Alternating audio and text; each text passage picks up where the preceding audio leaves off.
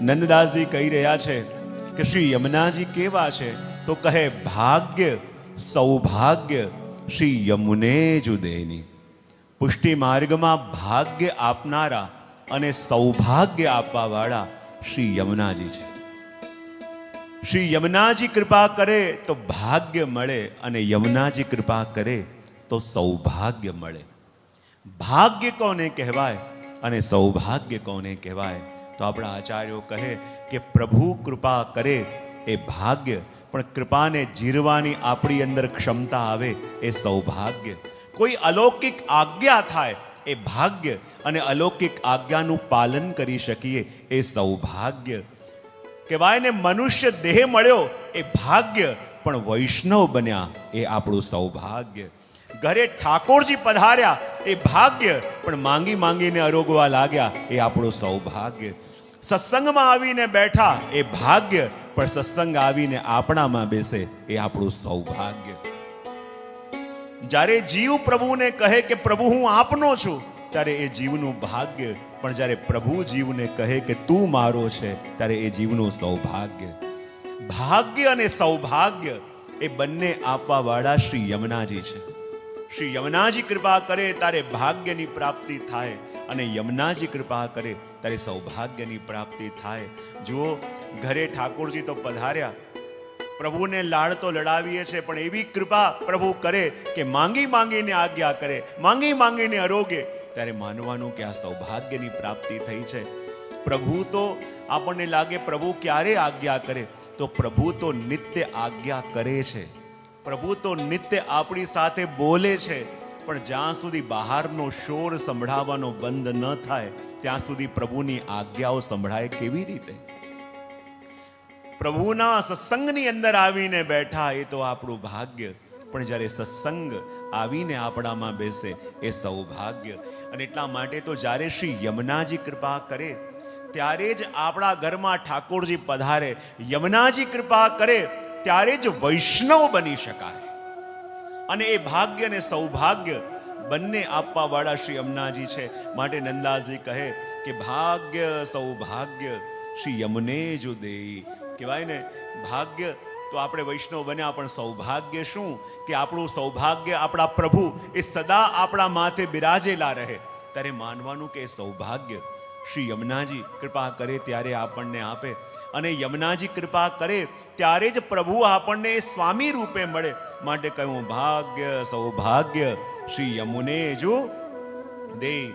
કારણ કે પુષ્ટિ માર્ગમાં ઈશ્વરી કોઈ છે તો શ્રી યમુનાજી છે. અને એટલા માટે જુઓ, આપણે ત્યાં દાનના પદો આવે છે ને, એ દાનના પદોમાં એક પદ આવે છે કે અહો બિદના તોપે અચરા પસાર માંગું, જન્મ જન્મ દીજે યાહી બ્રજ બસવો, અહિર કી જાત સમીપ નંદ ઘર, ઘરી ઘરી ઘનશ્યામ હેર હેર હસવો, દધી કે દાન બ્રજ બદકી વિથન में झकझोरन अंग अंग को परसवो. તો અહીંયા ગોપીજનોને ચિંતા થાય છે કે આ જન્મમાં તો અમારો બ્રજમાં વાસ થયો, બ્રજમાં જન્મ થયો, પણ આવતા જન્મે ક્યાંક અમારો જન્મ બીજે ન થઈ જાય. માટે પોતાની આંચલ ફેલાવીને અહો બિદના. બિદના એટલે વિધાતા. અને વિધાતા કોને કહેવાય? વિધાતા એટલે કોણ? લોકમાં વિધાતા શબ્દ કોના માટે ઉપયોગ થાય છે? બોલે બ્રહ્માજી માટે. પણ ગોપીઓ કહે છે કે અહો બિદના તોપે અચરા પસાર માંગું, કે આપની પાસે આંચળ ફેલાઈને અમે માંગીએ છીએ કે એવી કૃપા કરો જન્મ જન્મ વાસ મળે. પણ એક વસ્તુ કહેજો, શું અહીંયા ગોપીઓ વિદના એટલે વિધાતા કહી રહી છે, પણ શું બ્રહ્માજી કૃપા કરે તો વજમાં વાસ મળે? અહીંયા વિદના એટલે કોણ? અહીંયા વિધાતા એટલે શ્રી યમુનાજી. અને ગોપીઓ શ્રી યમુનાજી પાસે વિનંતી કરી રહી છે કે હે યમુનાજી, એવી કૃપા કરો કે જન્મ જન્મ અમને બ્રજમાં વાસ મળે, અને પ્રભુ આપની સેવા અમને મળે. કારણ કે વ્રજમાં જ્યારે પણ આપણે જઈએ તો શ્રી યમુનાજીની કૃપા વિના, યમુનાજીની ઈચ્છા વિના વ્રજમાં જઈ શકાતું નથી. હું એવા ઘણા લોકોને ઓળખું છું, છેલ્લા 25-30 વર્ષથી જ્યારે યાત્રાનો સમય આવે કાયમ ટિકિટ કરાવે છે, પણ 2 દિવસ પહેલા એમની ટિકિટો કેન્સલ થાય છે, અને જેનું કંઈ પ્લાનિંગ નહોતું એ બધા નીકળી જાય છે વચમાં.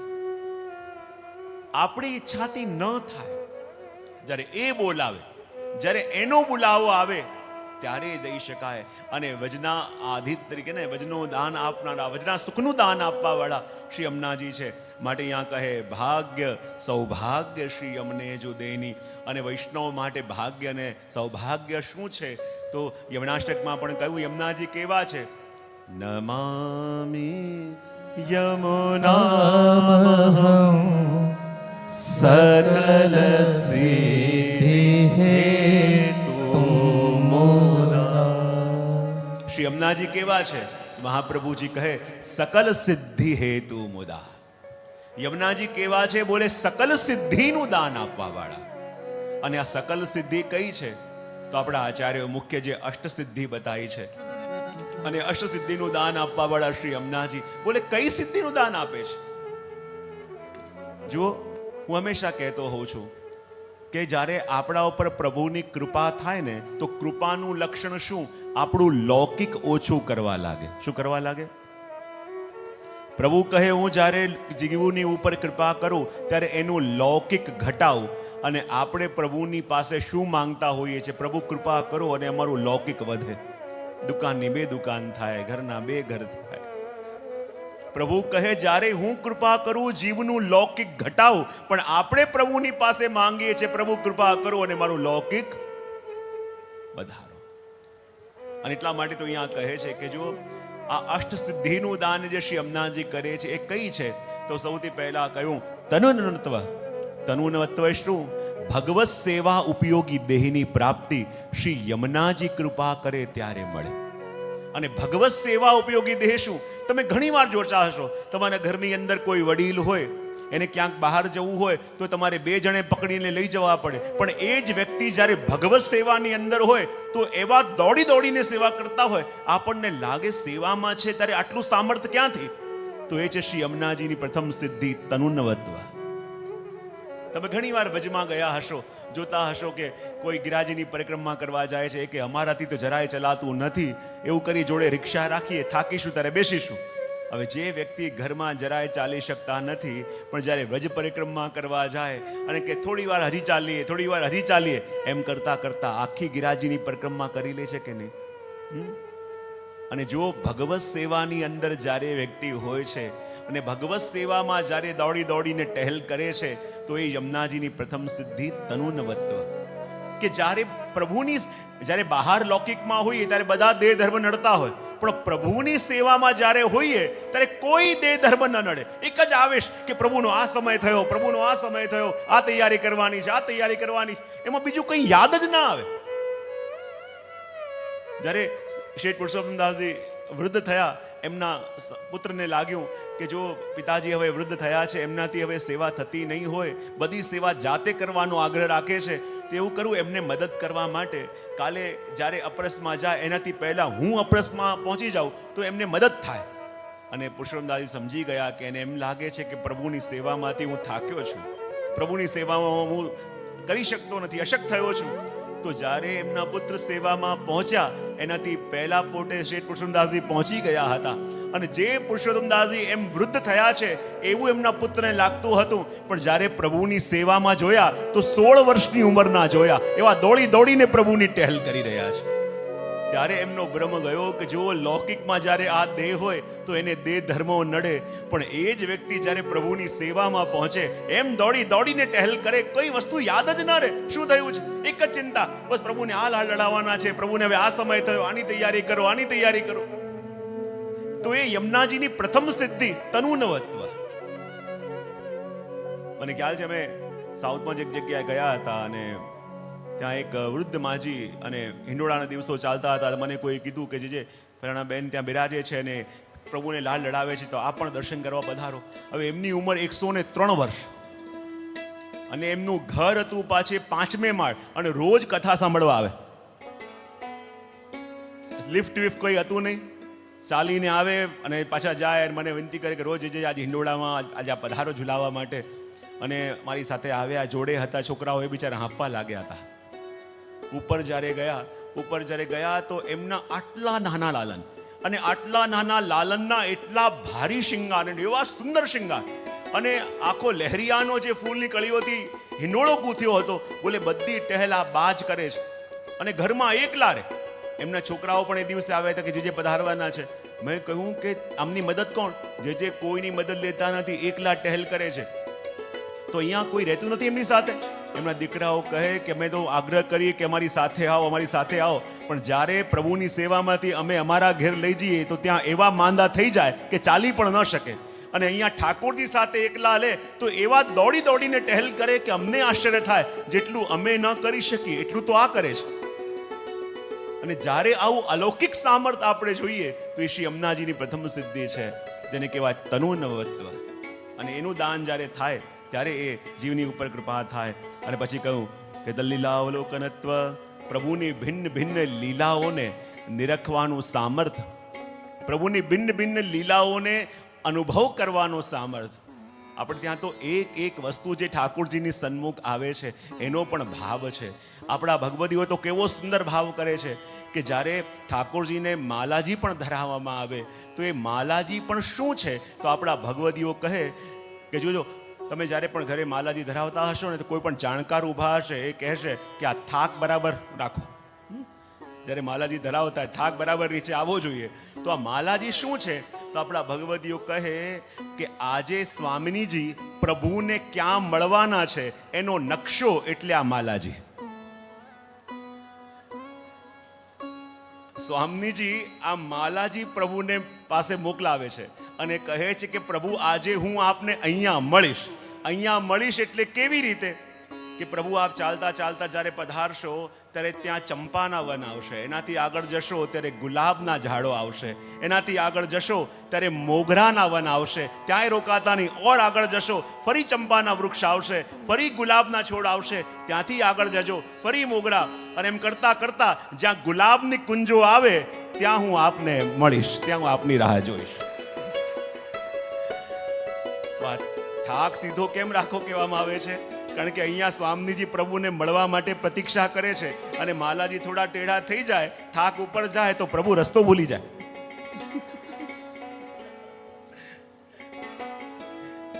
એટલા માટે આપણે ત્યાં હરેક વસ્તુ લીલાત્મક છે, આપણે ત્યાં હરેક વસ્તુ રસાત્મક છે. અને એનો ભાવ જ્યારે સમજીએ તો આપણને લાગે કે પ્રભુની પ્રગટ લીલા આપણી સામે નિત્ય ચાલી રહી છે. એ લીલાને અનુભવ કરવાની દ્રષ્ટિ જ્યારે મળે તો આપણને લાગે કે આ પ્રભુ આજે શું લીલા કરી રહ્યા છે. અને ત્રીજી વસ્તુ આપણને કહેવામાં આવે છે કે તદસાનુભવ, કે પ્રભુની લીલાનો જે રસ પ્રગટી રહ્યો છે એનો અનુભવ આપણે કરીએ, એનો અનુભવ આપણે કરીએ તો રસ કહેવાય. અને રસ નિત્પત્તિ ક્યારે થાય? કોઈ પણ ઉત્સવ કે કોઈ પણ મનોરથ આપણે કરીએ ને એમાં આટલી વસ્તુ હોવી જોઈએ. ઉત્સવને અનુરૂપ ઠાકોરજીના વસ્ત્ર શૃંગાર, ઉત્સવોને અનુરૂપ સજાવટ, ઉત્સવોને અનુરૂપ સામગ્રી અને ઉત્સવોને અનુરૂપ કીર્તન. કેટલી વસ્તુ આવે? કોઈ પણ મનોરથ આપણે ઘરમાં કરીએ કેટલી વસ્તુ હોવી જોઈએ? સૌથી પહેલા ઉત્સવને અનુરૂપ વસ્ત્ર શૃંગાર. સૌથી પહેલા શું કહ્યું? વસ્ત્ર શૃંગાર. પછી મનોરથને અનુરૂપ સજાવટ, પીછવાઈ ઇત્યાદિ જે બી આપણે કહીએ, ગોપીગ્વાલ. અને ઉત્સવને અનુરૂપ સામગ્રી અરોગે અને ઉત્સવને અનુરૂપ કીર્તન. અને આ ચારેય વસ્તુ હોય તો એ લીલા કરવા માટે ઠાકોરજી રસાવિષ્ટ થાય. અને જ્યારે રસાવિષ્ટ થાય ત્યારે ત્યાં રસ પ્રગટે, અને રસ પ્રગટે ત્યારે આપણને આનંદની અનુભૂતિ થાય. હવે મનોરથ હોય દાનનો અને શૃંગાર હોય કોઈ બીજા, તો પ્રભુને લાગે કે આ લીલા કઈ કરવાની છે આજે. હા, દાનને અનુરૂપ દાનના વસ્ત્ર શૃંગાર ધરેલા હોય, મુકુટ કાચની ધર્યા હોય, એ અનુરૂપ સજાવટ હોય, એ અનુરૂપ બધા દહીં દૂધ પધરાયેલા હોય, એને અનુરૂપ દાનના પદો ગવાતા હોય, અને દાનના પદો અને આ ચારેય વસ્તુ હોય તો એ લીલા કરવા માટે ઠાકોરજી રસાવિષ્ટ થાય. અને રસાવિષ્ટ થાય તો ત્યાં પ્રભુ એ લીલા કરે, લીલા કરે તો રસ પ્રગટે, અને રસ પ્રગટે તો આપણને આનંદનો અનુભવ થાય. ને ત્યારે એવું કેવું ન પડે સેવા તો કરીએ છે પણ આનંદ આવતો. જો સાંભળો,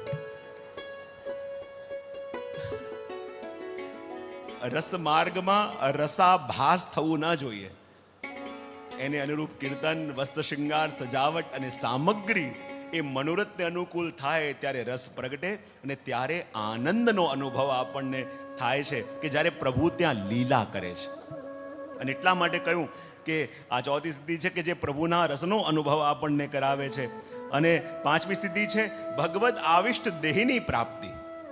જો આપણે ત્યાં છે ને ઘણીવાર વૈષ્ણવોને ઘણીવાર ભગવત સેવા કરતા કરતા પણ એક રસનો આવેશ આવી જાય, અને રસનો આવેશ આવી જાય વ્યક્તિ નાચવા લાગે, કૂદવા લાગે, અને એ અનુભૂતિ થવી એ પણ ભગવદ અનુભૂતિનું જ એક લક્ષણ છે. એ પણ યમુનાજી કૃપા કરીને અનુભવ આપણને કરાવે. આગળ છે પરાવૃત્ત ચક્ષુઓ દ્વારા ભક્તને નિજ હૃદયમાં પ્રભુની લીલાઓ પ્રગટ થતી અનુભવ થાય, એ પણ યમુનાજીની સિદ્ધિ.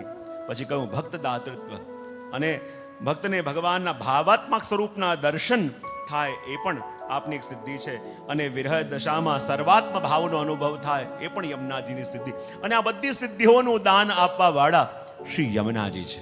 અને યમુનાજી એ છે કે જેના નિકટ, જેના નૈકટ્યમાં પ્રભુ નિત્ય વાસ કરે છે. પ્રસંગ આવે છે ને માધવદાસજીનો કે જે નિત્ય સમય આવે ત્યારે પ્રભુ માટે કિનખાબના વસ્ત્રોનો તાકો મોકલતા, અને એ જ્યારે કિનખાબના વસ્ત્રો મોકલે અને એ જ તાકાથી પ્રભુના વસ્ત્ર સિદ્ધ થતા. વર્ષો સુધી આ ક્રમ ચાલ્યો, વર્ષો સુધી આ પરંપરા ચાલી. પણ કેટલીક અગવડો એવી થઈ ગઈ, કેટલીક જીવનની અંદર કસોટીઓ એવી આવી ગઈ કે ચાહીને પણ ઈચ્છા ખૂબ હતી પણ આ વર્ષે પ્રભુએ એવી કસોટી કરી કે માધવદાસજીને લાગ્યું કે આ વર્ષે વર્ષોની જે મારી ટહેલ છે એ કિનખાબના વસ્ત્રો હું મોકલી શકીશ કે કેમ? એ પ્રભુ મારી ટહેલ આ વખતે જળવાશે કે કેમ? અને લાગતું હતું કે આ વર્ષે એવી કસોટી પ્રભુ કરી રહ્યા છે કે મારી આ વર્ષોની ટહેલ આ વખતે ચૂકી જશે. પણ એક એક પૈસા જોડીને પ્રભુએ લાજ રાખી, અને એ વ્યવસ્થા થઈ ગઈ કે કાયમની જેમ, દર વર્ષની જેમ આ વર્ષે પણ કિનખાબના વસ્ત્રનો તાકો લઈ, બોલે દર વર્ષે તો મોકલતો હતો પણ આ વખતે એટલી કસોટી પ્રભુએ કરી ને છતાં મારી લાજ રાખી, તો વસ્ત્રો હું પોતે શ્રી ગુસાઈજીને પધરાવીશ અને કહીશ કૃપાનાથ આજે આને સિદ્ધ કરાવી આપ પ્રભુને અંગીકાર કરાવો. અને એમ વિચાર કરીને જ્યારે માધવદાસજી આવ્યા શ્રી ગુસાઈજીની પાસે અને વસ્ત્રનો તાકો પધરાયો, કૃપાનાથ આ વર્ષે પણ આપે આ દાસની લાજ રાખી છે. અને જ્યાં વસ્ત્રોનો તાકો પધરાયો કે આ વર્ષે પણ આ વસ્ત્રો મારા પ્રભુ ધારણ કરશે, પણ ગુસાઈજીએ સેવકોને બોલાવ્યા અને કહ્યું કે જાઓ આ વસ્ત્રનો તાકો લઈ જઈ શ્રી યમુનાજીમાં પધરાવી દો. અને જ્યાં યમુનાજીમાં પધરાવવાનું કહ્યું, માધવદાસને આઘાત લાગ્યો, કૃપાનાથ જરૂર મારાથી આ વર્ષે કોઈ ટહેલમાં ભૂલ થઈ ગઈ છે, ચોક્કસ મારાથી કોઈ ગલતી થઈ છે કે મારી સેવા આ વખતે પ્રભુએ ન સ્વીકારી. એક એક પલ રડીને થાક્યો હતો કે આ વર્ષે મારી ટહેલ રહેશે કે કેમ, આ વર્ષે મારી ટેક રહેશે કે કેમ. અને પ્રભુએ આ ટેક તો પૂરી કરી, પણ જરૂર મારી સેવામાં કોઈ ક્ષતિ રહી ગઈ છે. અને ત્યાં શ્રી ગુસાઈજી આવી રીતે મારા વસ્ત્રોને એમ ન કહી દે કે યમુનાજીમાં પધરાવી દો. અને જ્યાં વસ્ત્રોને પધરાવી દીધા અને શ્રી ગુસાઈજીએ રાજભોગ આરતી કરીને પધાર્યા અને કહ્યું કે બધા વૈષ્ણવને પાતળ લેવડાવી? બોલે હા. બધાએ પ્રસાદ લીધો? બોલે કૃપાનાથ બધાએ પ્રસાદ લીધો, પણ પેલા માધવદાસે નથી લીધો. એ બિચારા ખૂણામાં બેઠા બેઠા સવારથી રડી રહ્યા છે. શ્રી ગુસાઈજી સમજી ગયા, કઈ ના બોલ્યા. આખો દિવસ વ્યતીત થયો. શયન પછી પૂછ્યું બધાએ પ્રસાદ લીધો? કૃપાનાથ બધાએ પ્રસાદ લીધો, પણ સવારથી એક બૂંદ જલ પણ પેલા માધવદાસે નથી લીધી. ભૂખ્યા તરસ્યા બેઠા બેઠા ફૂટીને રડી રહ્યા છે, પોતાને કોસી રહ્યા છે કે મારાથી એવો કયો અપરાધ થયો કે આ વર્ષે શ્રીજી મારી સેવા અંગીકાર ન કરી? મારાથી એવો કયો અપરાધ થયો કે આ વર્ષે પ્રભુએ મારી ટહેલ સ્વીકાર ન કરી? શ્રી ગુસાઈજી કઈ ના બોલ્યા. અને જ્યારે મધ્યરાત્રિ થઈ ત્યારે શ્રી ગુસાઈજી એક સેવકને મોકલ્યો અને કહ્યું જાઓ પેલા માધવદાસને બોલાવીને લાવો. અને જ્યારે માધવદાસ આયા, શ્રી ગુસાઈજી કહે મારી પાછળ ચાલો. શ્રી ગુસાઈજીની એક હાથમાં ફૂલના માલાજી, એક હાથમાં દૂધઘરની સામગ્રીનો ડબરો હતો. આગળ શ્રી ગુસાઈજી ચાલે, પાછળ એક સેવક મશાલ લઈને ચાલે, અને એમની પાછળ ચાલતા માધવદાસજી આવતા હતા. અને જ્યાં સામે શ્રી યમુનાજીનો તટ આવ્યો, શ્રી ગુસાઈજી પેલા સેવકને કહ્યું તું હવે પાછો જા, આગળની લીલાનો અધિકાર તારો નથી. માધવદાસને ઈશારો કરીને કહ્યું મારી પાછળ આવ.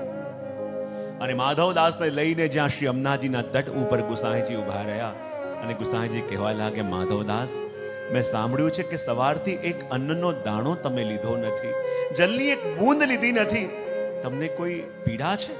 અને જ્યાં આવું કહ્યું અને માધવદાસનો સબ્રનો બાંધ તૂટી ગયો, શ્રી ગુસાઈજીના ચરણોમાં પડી ગયા, ફૂટી ફૂટીને રડવા લાગ્યા, કૃપાનાથ, હું જ દોષી છું, હું જ પાપી છું કે આ વખતે પ્રભુએ મારી સેવાનો સ્વીકાર ન કર્યો.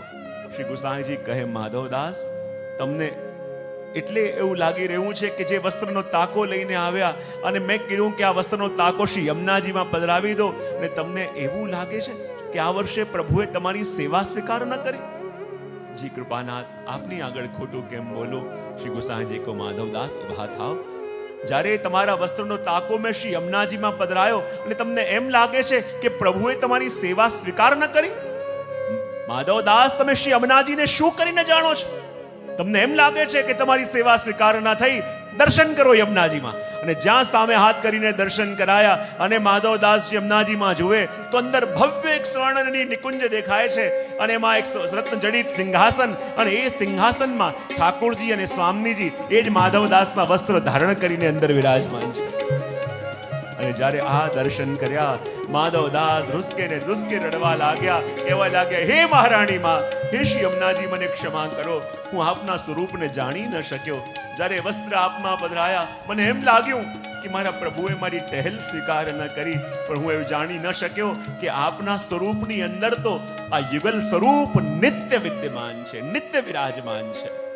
અને એ અનુભૂતિ જ્યારે આપણને થાય ત્યારે આપણને સમજાય કે શ્રી યમુનાજીનું સ્વરૂપ શું છે. અને એવા યમુનાજી ભાગ્ય પણ આપે અને સૌભાગ્ય પણ આપે. અને માટે કહ્યું, ભાગ્ય સૌભાગ્ય શ્રી યમુને જુદે, બાત લૌકિક તજો, પુષ્ટિ યમુને ભજો. એટલે કહ્યું, મેં કાલે પણ કહ્યું હતું ને કે શ્રી યમુનાજી કોણ છે? જે સ્વયં પ્રભુને આપી શકે, અને એવા યમુનાજી જે સ્વયં ભગવાનને આપી દે એવી સામર્થ્ય જેની પાસે છે, એની પાસે આપણે જઈ જઈને શું માંગીએ છીએ? યમુનાજીને સ્મરણ ક્યારે કરીએ છીએ? એટલા માટે કે પ્રભુ પ્રસન્ન થાય, કે એટલા માટે કે મારું ઘર નથી ચાલતું, આ કામ નથી થતું, આ નથી થતું, એના માટે? વિચાર કરો, તમારી પાસે એ તત્વ છે જે ભગવાન સાથે તમારો સંબંધ જોડી દે, અને એની પાસે પણ માંગી માંગીને આપણે લૌકિક જ માંગી બેસીએ છીએ. જે લૌકિક કાર્ય તમારું આ જગતના લોકો પણ પૂરું કરી શકે, એ કાર્ય કરાવવાની આશા આપણે શ્રી યમુનાજીથી રાખીએ છીએ. અને માટે અહીંયા નંદાજી કહે કે બાત લૌકિક તજો, પુષ્ટિ યમુને ભજો.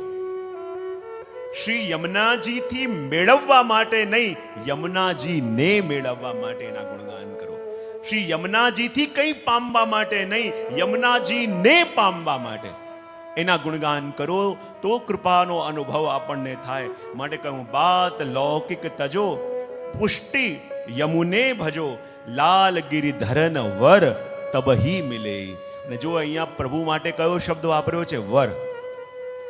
કે જ્યારે પુષ્ટિ સ્વરૂપ શ્રી યમુનાજીનું ગુણગાન કરશો ત્યારે જ એ પ્રભુ સ્વયં વર રૂપે, સ્વયં પતિ રૂપે મળશે. અને વર કોને કહેવાય? જે પાલન કરે, પોષણ કરે, રક્ષણ કરે. વર કોને કહેવાય? વર એટલે શ્રેષ્ઠ.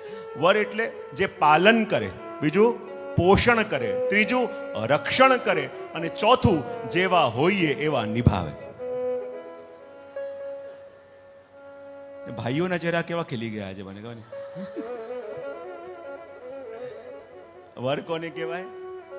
રક્ષણ કરે, પોષણ કરે, પછી હા પાલન કરે, અને ચોથું જેવા હોય એવા.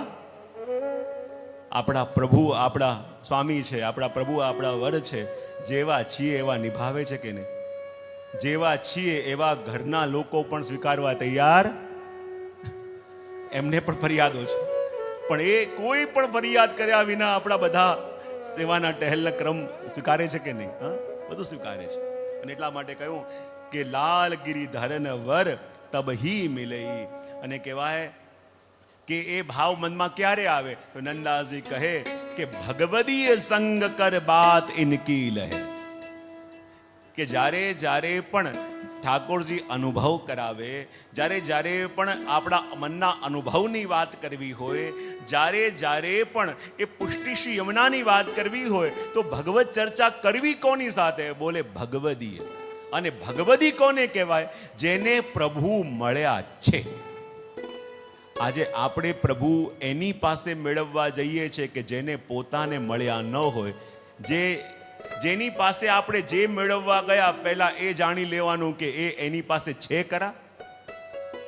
જેની પાસે આપણે જે વસ્તુ મેળવવા ગયા હોઈએ, પહેલા એ વસ્તુ એની પાસે છે કે નહીં એ ખાતરી કરી લેવાની. અને ભગવદીય કોણ? કે જેને પ્રભુ મળ્યા હોય, જેને પ્રભુનો અનુભવ થયો હોય. અને એવા ભગવદીઓ પણ ક્યાં છે કે જે ગુપ્ત રીતે બિરાજે છે. અને એવા ભગવદીઓ સાથે જ્યારે એ ભગવત ચર્ચા થાય તો કે ભગવદીય સંગ કર બાત ઇનકી લહે, સદા સાનિધ્ય રહે કેલી મેહ. અને જે સદા પ્રભુના સાનિધ્યમાં છે, સદા પ્રભુની સન્નિધિમાં છે, એવા ભગવદીઓનો. અને જો જીવનમાં સંગ કરવામાં પણ બહુ સાવધાન રહેવાનું. આપણે વાંચીએ કે આ સંગ કરો, સંગ કરો. આપણે જીવનમાં જે પણ છીએ ને એ આપણા કરેલા સંગને કારણે. આપણો સંગ જ આપણને પ્રભુ પાસે લઈ જાય, અને આપણો સંગ જ ક્યારે આપણને પ્રભુથી વિમુખ કરી દે છે ને એ આપણને ખબર નથી પડતી. જીવનમાં સંગ કરવામાં ક્યારે પણ ઉતાવળ કરવી નહીં. કોઈનું પણ આમ લાગે કે બહુ ભગવત. આજે માણસ બહુ જલ્દી કોઈને ટાઇટલ આપી દે છે. થોડુંક ભગવત નામ લેતા દેખાય અને બધા કે આ તો બહુ ભગવતી છે, બહુ ભગવતી છે. આવા ટાઇટલો ઝીલવા બહુ આકરા છે, અને ટાઇટલોના ચક્કરમાં પડવાનું નહીં. હા, એટલે કહ્યું કે જો જીવનમાં સંગ કરવામાં બહુ સાવધાન રહેવાનું. જીવનમાં કહેવાય ને ગમે તેટલું સારું દૂધ હોય, એક લીંબુનું ટીપું પડે તો બગડતા વાર લાગતી નથી. અને એ જ પ્રકારે જીવનમાં જ્યારે પણ એક ખોટો સંગ થયો, આપણે ક્યાં હતા ને ક્યાં ચાલ્યા જઈશું આપણને ખબર નહીં પડે. હા, આપણને લાગે ખાલી સંગ કરવામાં શું વાંધો છે, પણ આપણે જે પણ છીએ એ જીવનમાં આપણા કરેલા સંગને કારણે. સંગનો સીધો પ્રભાવ આપણી બુદ્ધિ ઉપર આવે છે. અને જેનો પણ સંગ કરીએ તો એને શું ધર્યું છે, એને શું પહેર્યું છે, શું કંઈ જોવાનું નહીં. જેના સંગથી આપણા મન ઉપર પ્રભાવ શું આવી રહ્યો છે? ભગવત ભાવ વધી રહ્યો છે, પ્રભુમાં પ્રીતિ વધી રહી છે, કે લૌકિક આવેશ અને લૌકિક વિચારો વધી રહ્યા છે? એ માપવાનું માપદંડ છે. માટે સંગ માટે હું ઘણી વાર વિનોદમાં પ્રસંગ કહેતો હોઉં છું કે એકવાર એક વાઘ હતો અને એક બકરી હતી, અને બંને ક્યાંક હોટલમાં ખાવા ગયા. બંને ટેબલ ઉપર બેઠા. પેલો વેટર આવ્યો અને કહે કે તમારે શું ખાવું છે? તો બકરીએ પોતાનો ઓર્ડર આપ્યો, મારે આ ખાવું છે. તો કહે તમારી સાથે જે પેલા વાઘ ભાઈ આવ્યા છે એને શું ખાવું છે? બોલે એને કંઈ નથી ખાવું. બોલે તમને કેવી રીતે ખબર કે એને કંઈ ખાવું નથી? ત્યારે પેલી બકરીએ કહી કે હું જાણું છું એ ભૂખ્યો નથી, માટે મેં એનો સંગ કર્યો છે. જો એ ભૂખ્યો હોત તો પહેલા મને ખાત. તો એમ જીવનમાં કોનો સંગ કરવો બહુ સાવધાન રાખવાની જરૂર છે. અને એટલે તો આપણા ભગવદીઓ અને આપણા આચાર્ય હરિરાય મહાપ્રભુજી પણ કહે છે કે જીવનમાં કદાચ સંગ ન મળે ચિંતા નહીં. 84 અને 252 પુસ્તકો ઘરે બિરાજે છે, એમને ભગવદીઓ માની એમનો સંગ કરવો. પણ ક્યાંક સત્સંગની આડમાં દુસ્સંગ ન લાગે એના માટે સાવધાન રહેવાનું. અને એટલે કહ્યું ભગવદીય સંગ કર બાદ ઇનકી લહે, સદા સાનિધ્ય રહે કેલી મેહી. નંદદાસ જા પર કૃપા શ્રી વલ્લભ કરે, તાકે શ્રી યમુને સર્વસ્વ જુદેઈ. અને અહીંયા નંદાજી કહી રહ્યા છે કે જેના ઉપર શ્રી વલ્લભ કૃપા કરે, શ્રી યમુનાજી કૃપા કરી પોતાનું સર્વસ્વ એટલે શું? પોતાના સ્વયં ઠાકોરજી, પોતાના સ્વામી એ જીવના માથે પધરાવે છે. એ વાત અહીંયા નંદદાસજીએ આ 20મા પદની અંદર કરી. અને આગળ આપણે 25મા પદથી ક્રમ પ્રારંભ થાય છે કુંભનદાસજીનો. તમારી કોઈની પાસે પુસ્તકો હશે તો એમાં એક વસ્તુ જોજો. આજે કુંભનદાસજીના 4 પદ છે ને, 25, 26, 27 અને 28. આ ચારેય પદોની વિશેષતા શું છે કે કુંભનદાસજીએ આ ચારેય પદ જ્યારે ગાયા છે, શ્રી યમુનાજીના તટ ઉપર ગાયા છે. અને જ્યારે કુંભનદાસજી આ પદ ગાયા એમની સામે શ્રી યમુનાજી અને શ્રીનાથજી બંને પ્રગટ થયા છે. અને આ ચારે પદ કુમ્મનદાસજીએ ગાયા એ યમુનાજી અને શ્રીનાથજીના પ્રગટ દર્શન કરતા કરતા આ ચારે પદ ગાયા છે. એનું પ્રમાણ શું? ચારે પદની છેલ્લી કડી જુઓ, 25મું પદ. કુમ્મનદાસ લાલ ગિરિધરન મુખ નિરખત. 26 કુમ્મનદાસ લાલ ગિરિધરન મુખ નિરખત. 27મું પદ. કુમ્મનદાસ કહે લાલ ગિરિધરન મુખ. 28મું કુમ્મનદાસ લાલ ગિરિધરન મુખ નિરખત. આ ચારે ચાર પદ જે કુમ્મનદાસજીએ ગાયા છે એ ચારે ચાર પદ ગાતી વખતે સામે શ્રી યમુનાજી પણ પ્રગટ થયા છે અને શ્રીનાથજી પણ પ્રગટ થયા છે. અને શ્રીનાથજીના દર્શન કરતા કરતા આ કુમ્મનદાસજીએ પદ ગાયા છે. અને આ પદનું એવું સામર્થ્ય છે કે એનું ગાન અને એનું શ્રવણ કરીએ તો એ પ્રભુને આપણા નેત્રોની સામે પણ પ્રગટાવી દે એવું સામર્થ્ય આ કુમ્મનદાસજીના પદોની અંદર છે. કારણ કે આ તો કુંભ ન, જે કુંભ નથી રહ્યા, જે સાગર થઈ ગયા છે, એમના પદો છે. તો જો આ 25મું પદનું દર્શન આપણે કરીએ અને એની વિશેષતા કંઈક છે. શ્રી યમુને રસખાન કો શીશ નાઉં, આ પદનું શ્રવણ કરીએ અને પછી એની વિશેષતાનું દર્શન કરીએ કે કુમ્મનદાસજી ઉપર કેવી કૃપા થઈ અને શ્રી યમુનાજી એવી કૃપા આપણા ઉપર કઈ રીતે કરે એનો અનુભવ આપણે કરીએ.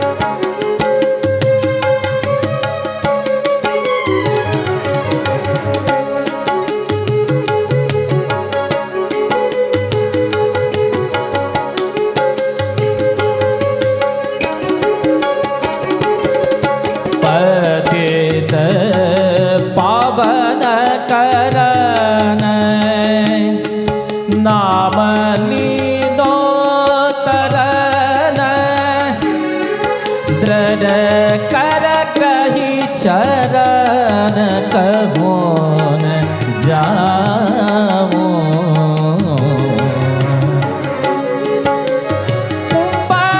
दास लाल गिरिधरन मुख निरखत यही चाहत नहीं पाल कला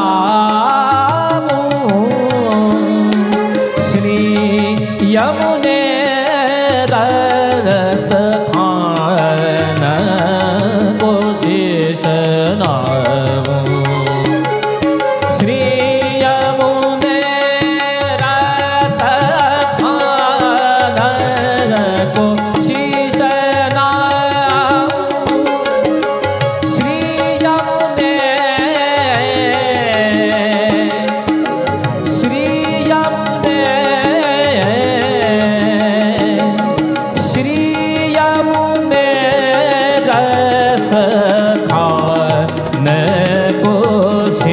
નવું શ્યામ સુંદર શ્રી યમુને મહારાણી જી કી જય શ્યામ સુંદર શ્રી યમુને મહારાણી જી કી જય. પદ સંખ્યા 25. અને કુંભનદાસજી આની અંદર એક વર્ણન કરી રહ્યા છે પોતાની પરિસ્થિતિનું પણ. શું કહી રહ્યા છે? શ્રી યમુને રસ ખાન કો શીશ નાવ. અને આ પ્રસંગ શું થયો? જ્યારે કુંભનદાસજી શ્રી યમુનાજીના તટ ઉપર છે અને યમુનાજીના તટ ઉપર જ્યાં શ્રી યમુનાજીના દર્શન કર્યા, શ્રીજીની યાદ આવી. ને જ્યાં શ્રીજીની યાદ આવી તો આ તરફ સ્વયં શ્રીનાથજી પ્રગટ થયા અને આ તરફ શ્રી યમુનાજી પ્રગટ થયા. અને જ્યાં શ્રીનાથજી અને યમુનાજી બંને એક સાથે કુંભનદાસજીની આગળ પ્રગટ થયા, અહીંયા વિચાર કરે કુંભનદાસજી કે એક તરફ મારા ઈષ્ટ શ્રીનાથજી છે અને એક તરફ શ્રી યમુનાજી છે.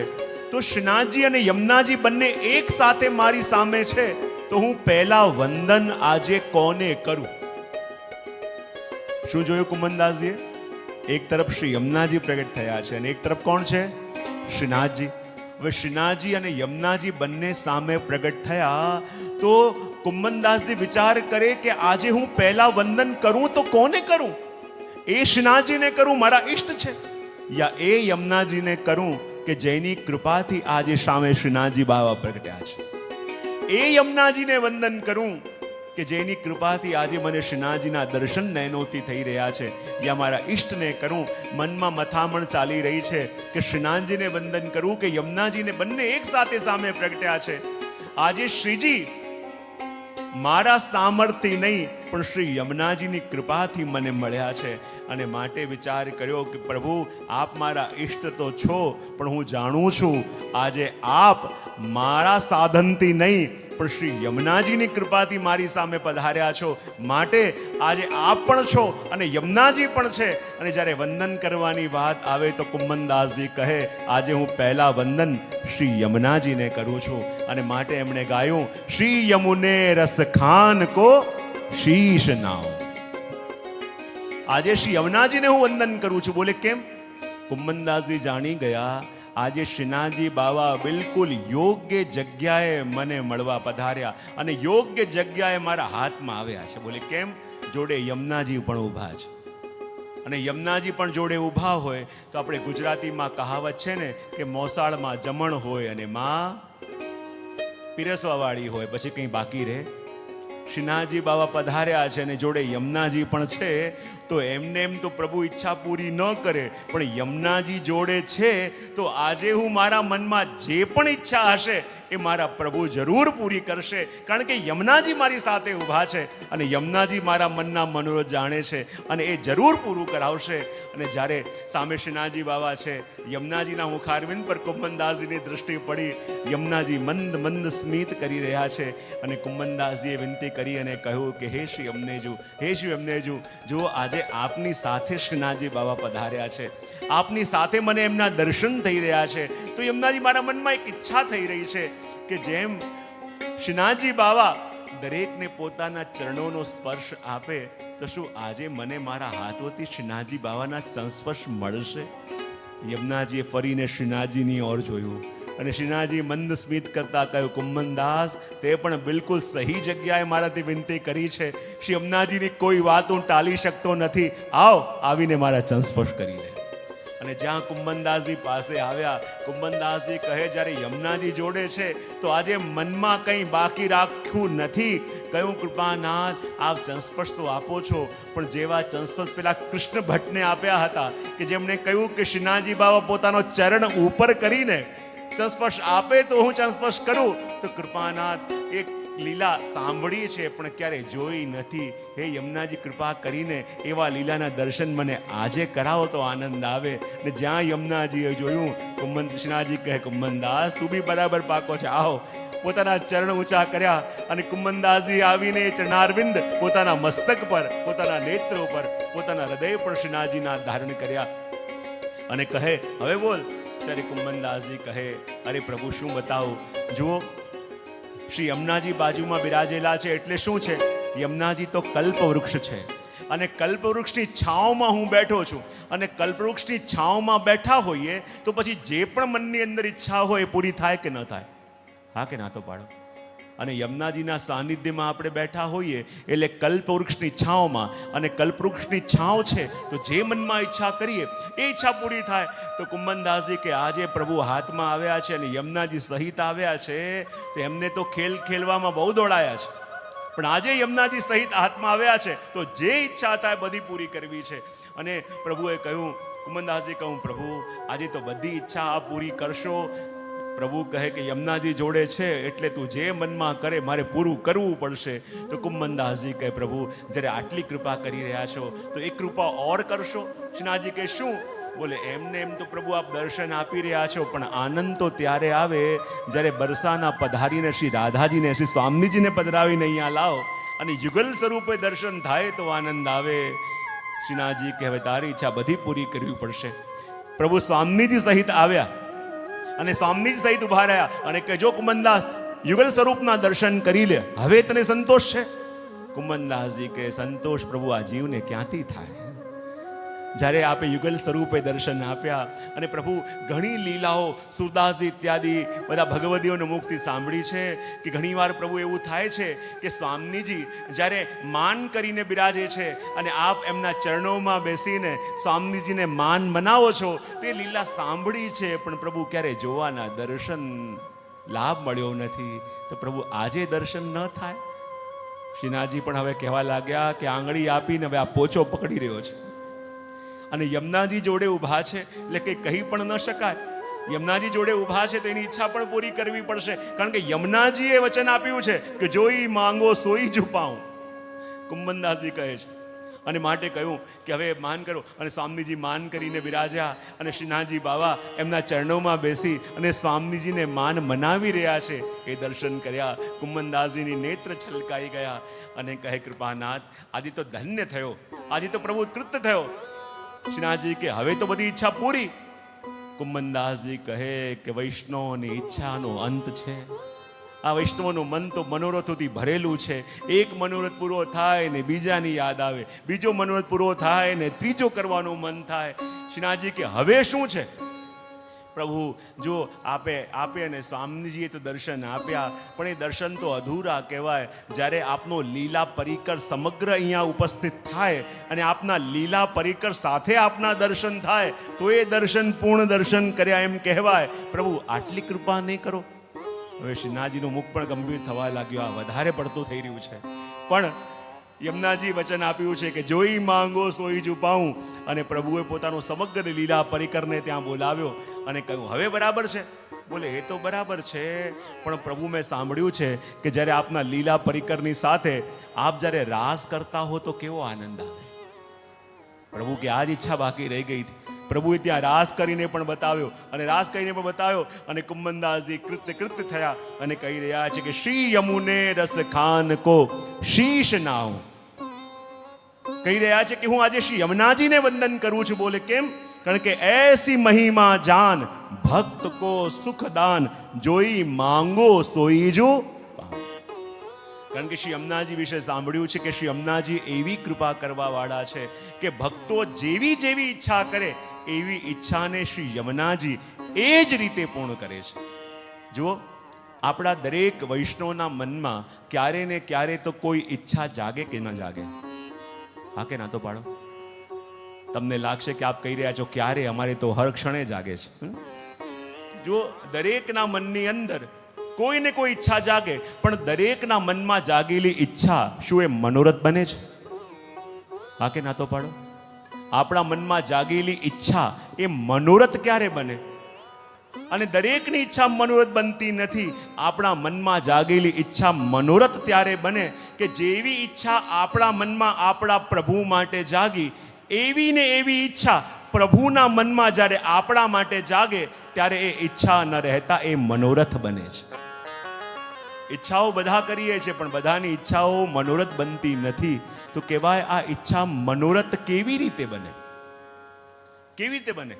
તો કહેવાય ને આપણને લાગે કે મનમાં કોઈ પણ મનોરથ આપણે કર્યો અને એમને એમ મનોરથ પૂરા થઈ જાય, એમ કોઈ મનોરથ પૂરા થતા નથી. તમને એમ લાગ્યો ને કે મેં આ સંકલ્પ કર્યો કે આપણે આ ઉત્સવ કરવો છે, તો શું આપણા વિચારવાથી ઉત્સવ થઈ જાય છે? આપણા વિચારવાથી મનોરથો થઈ જાય છે? બોલે ના. જ્યારે પણ વૈષ્ણવના મનમાં કોઈ પણ મનોરથ જાગે તો એ મનોરથની સૌથી પહેલા ખબર કોને પડે? જો શ્રી ગોકુલનાથજીનો પ્રસંગ છે ને, કે જ્યારે કલ્યાણ ભટ્ટે આવીને ગોકુલનાથજીને પૂછ્યું કે કૃપાનાથ, કૃપા કરી મને બતાવો કે કોઈ એવો જીવ હોય કે જે ભગવત સેવા સત્સંગ કરી ન શક્યો હોય તો એને પણ આ જ નેત્રોથી પ્રભુના પ્રગટ લીલાના દર્શન થઈ શકે? ગોકુલનાથજી કે આ થઈ શકે. બોલે કેવી રીતે? બોલે જ્યારે જીવ ભગવદી બને. તો કહે કે જીવ ભગવદી ક્યારે બને? તો કહે જ્યારે પ્રભુ કૃપા કરે. જ્યારે પ્રભુ કૃપા કરે જીવ ભગવદી બને, અને ભગવદી બને તો આ જ નેત્રોથી પ્રભુની પ્રગટ લીલાના દર્શન થાય. પણ કૃપા કરીને બતાવો કે પ્રભુ કૃપા ક્યારે કરે? તો કહ્યું જ્યારે સ્વામિનીજી કૃપા કરે. જ્યારે સ્વામીજી કૃપા કરે ત્યારે પ્રભુ કૃપા કરે. પ્રભુ કૃપા કરે જીવ ભગવદી બને, અને ત્યારે પ્રભુની પ્રગટ લીલાના દર્શન થાય. પણ કૃપા કરીને બતાવો સ્વામીજી કૃપા ક્યારે કરે? કારણ કે સ્વામીજી કૃપા કરે ત્યારે પ્રભુ કૃપા કરે. પ્રભુ કૃપા કરે જીવ ભગવદી બને. ભગવદી બને ત્યારે આ જ નેત્રોથી પ્રભુની પ્રગટ લીલાના દર્શન થાય. તો કહે જ્યારે સ્વામીજી કૃપા કરે ત્યારે પ્રભુ કૃપા કરે. પણ સ્વામીજી કૃપા ક્યારે કરે? જ્યારે શ્રી વલ્લભ કૃપા કરે. જ્યારે વલ્લભ કૃપા કરે ત્યારે સ્વામીજી કૃપા કરે. સ્વામીજી કૃપા કરે ત્યારે જીવ ભગવદી બને, અને ભગવદી બને ત્યારે પ્રભુની લીલાના દર્શન થાય. પણ કૃપા કરીને બતાવો વલ્લભ કૃપા ક્યારે કરે? ત્યારે ગોકુલનાથજીએ કહ્યું કે વલ્લભના ચરણોમાં જેની દ્રઢ અનન્યતા છે એવો કોઈ દાસ, એનો પણ દાસ અને એના પણ દાસની જ્યારે ચરણરજ ઉડીને આપણા મસ્તક પર લાગે ત્યારે વલ્લભ કૃપા કરે, અને ત્યારે પ્રભુની પ્રગટ લીલાના દર્શન આજ નેત્રોથી થાય. તો કહે વલ્લભના ચરણોમાં જેની દ્રઢ અનન્યતા એવો કોઈ દાસ, એનો પણ દાસ, અને એનો પણ દાસ હોય તો એની ચરણરજ આપણને મળે કેવી રીતે? ત્યારે ગોકુલનાથજી કહ્યું જ્યારે કોઈ વૈષ્ણવ મનોરથ કરે, અને જ્યારે વૈષ્ણવ ઘરમાં મનોરથ કરે ત્યારે એવા ભગવદીઓ ગુપ્ત રીતે ત્યાં ઉત્સવમાં આવતા હોય. અને જે સ્થાન ઉપર ભગવદીઓ આવીને નૃત્ય કરતા હોય, ગાતા હોય, ભાવાવેશમાં આવીને રાસ ઉત્સવ કરતા હોય તો એ વખતે એમની અંદર સૂક્ષ્મ ભગવદીઓનો આવેશ આવી જાય. અને કહેવાય એ વખતે ત્યાં નૃત્ય કરતા હોય તો ત્યાંની ભૂમિમાં એની ચરણરજ વિખરાયેલી હોય.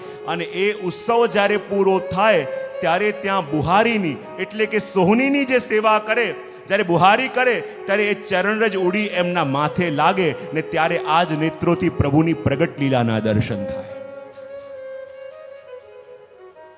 ત્યારે કહ્યું કે જ્યારે વૈષ્ણવ ઘરમાં મનોરથ કરે ત્યારે આવા ભગવદીઓ ઘરમાં આવે કે આપણા સ્થાનમાં આવે. પણ કૃપાનાથ, કૃપા કરીને બતાવો કે વૈષ્ણવ મનોરથ કરી ક્યારે શકે? ઈચ્છાઓ તો બધા કરે છે, પણ મનોરથ આપણા દ્વારા થાય છે કઈ રીતે, ક્યારે થાય છે? ત્યારે ગોકુલનાથજી કહ્યું કે જ્યારે પણ કોઈ વૈષ્ણવના મનમાં અલૌકિક મનોરથ જાગે અને સૌથી પહેલા ખબર પડે શ્રી યમુનાજીને, અને યમુનાજી વ્યાકુલ થઈ જાય કે મારા વૈષ્ણવના મનમાં, મારા જીવના મનમાં જાગેલા મનોરથને, એવો જ મનોરથ હું પ્રભુના હૃદયમાં કઈ રીતે જગાવી દઉં? કારણ કે એવો જ મનોરથ પ્રભુના હૃદયમાં જાગશે તો આનો મનોરથ પૂરો થશે. એ મનોરથ કઈ રીતે જગાવું? તો ગોકુલનાથજી શું કહે છે કે ઠાકોરજીનું હૃદય શું છે? બોલે અલૌકિક ખેતર. કેવું છે? બોલો તો ખરા. અને અલૌકિક ખેતર એટલા માટે કહ્યું કે ભૂમિ સમતલ નથી, કોઈની ઉપર કૃપા જલ્દી થાય, કોઈને વાર લાગે. તો કહેવાય ઠાકોરજીનું હૃદય અલૌકિક ખેતર છે. અને યમુનાજીના નેત્ર શું છે? બોલે અલૌકિક હળ છે. શું છે? તો ગોકુલનાથજી કહે સૌથી પહેલા જ્યારે વૈષ્ણવના મનમાં જાગેલી ઈચ્છા યમુનાજીને ખબર પડી, અને યમુનાજી ચાહે છે કે એવી જ ઈચ્છા હું પ્રભુના હૃદયમાં કેવી રીતે જગાવું, તો સૌથી પહેલા યમુનાજી પોતાના નેત્રરૂપી અલૌકિક હળ વડે ઠાકોરજીના હૃદયરૂપી ખેતરને ખેડે છે. અને પછી વૈષ્ણવના મનમાં જાગેલી ઈચ્છારૂપી બીજ આપ ઠાકોરજીના હૃદયમાં રોપે છે. મંદ મંદ હાસ્યરૂપી અમૃતનું સિંચન કરે છે.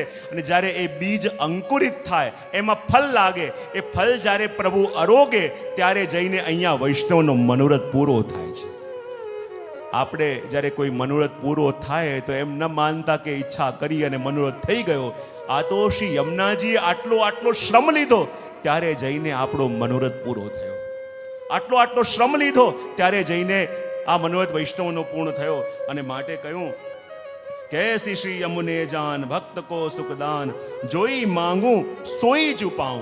શ્રી યમુનાજી પાસે તો જે ઈચ્છા આપણે કરીએ એ આપવા વાળા શ્રી યમુનાજી. અને યમુનાજી પણ માં છે ને, અને માનો સ્વભાવ કેવો છે કે વૈષ્ણવ યા ભક્ત કે બાલક પોતે મનમાં ઈચ્છા કરીને ભૂલી જાય, પણ બાળકના મનમાં જાગેલી કોઈ ઈચ્છાને એની માં ભૂલતી નથી. ઘણીવાર કહેતો હોઉં ને કે જેમ એક માં સાધારણ છે અને પોતાના બાળકને લઈને ક્યાંક બહાર ફરવા ગઈ છે. બાળકની દૃષ્ટિ કોઈ રમકડાની ઉપર પડી અને બાળક જીદ કરવા લાગ્યો કે માં મારે આ રમકડું લેવું છે, માં મારે રમકડું લેવું છે. જ્યારે માએ એની કિંમત જોઈ તો કિંમત એટલી બધી વધારે હતી કે માં કોઈ હિસાબે લઈ ન શકે. બાળક રડતું રહ્યું કે મેં તારી પાસે ક્યારેય નથી માંગ્યું, પહેલી વાર માંગુ છું, મને અપાવ. પણ માં કેવી રીતે અપાવે? મનાવીને સમજી બુજાવી અને ઘરે લઈ આવી. અને ઘરે આવ્યો તો બાળક ભૂલી ગયો કે મેં શું માંગ્યું હતું. પણ માં ભૂલી ન શકી કે મારા બાળકે પહેલી વાર મારી પાસે કંઈક માંગ્યું. હું પણ કેવી અભાગી માં કે એને અપાવી ન શકી. એક એક પૈસા જોડતી, ભૂખી પ્યાસી રહેતી. અને જ્યારે થોડા મહિનામાં એની પાસે એટલું દ્રવ્ય ભેગું થયું અને જ્યારે બાળકનો જન્મદિવસ આવ્યો, ભાગતી ગઈ એ જ વસ્તુ ખરીદી અને જ્યારે પેક કરીને બાળકને ગિફ્ટમાં આપી. બાળક વિચાર કરે મારી માં શું લઈને આવી હશે. ને જ્યાં પેકિંગ ખોલ્યું તો એ જ વસ્તુ દેખાઈ જેના માટે એણે જીદ કર્યું હતું.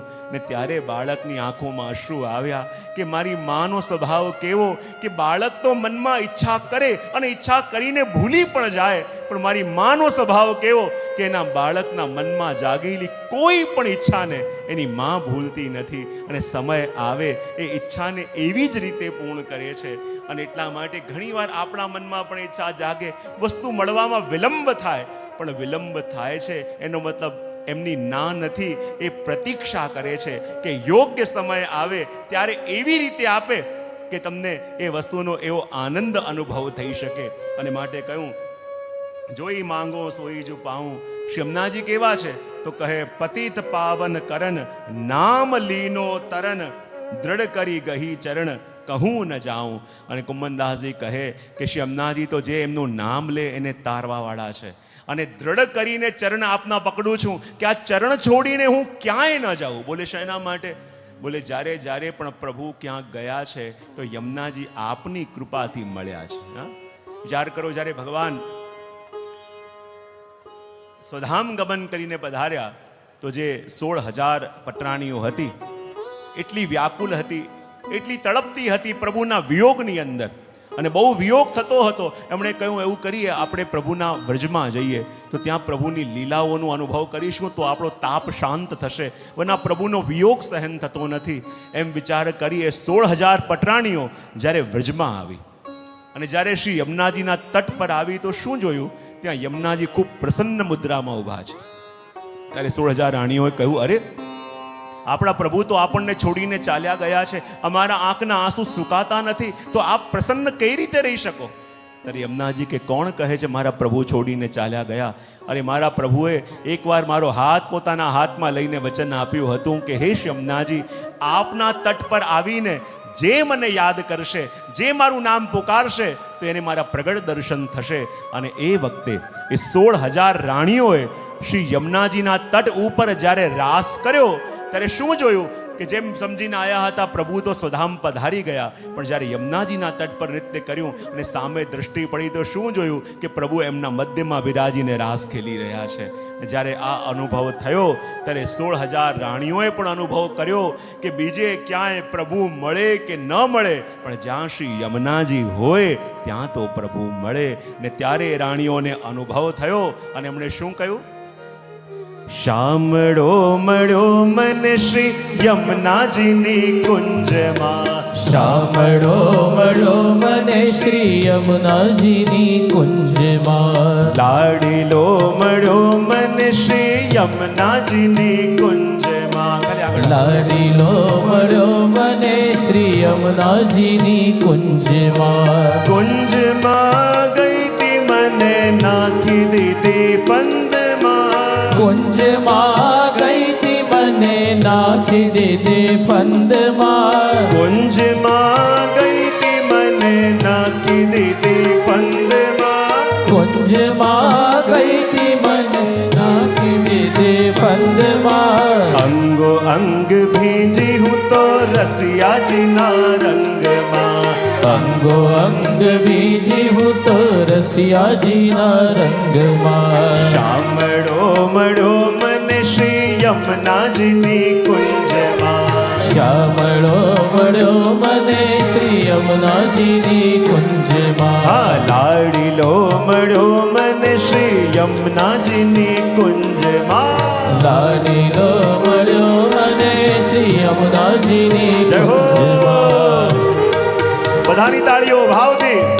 જ્યાં શ્રી યમુનાજીના ગુણગાન એ શ્રી યમુનાજીની કુંજ.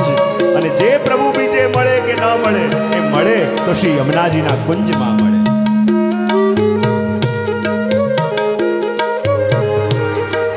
ઓ.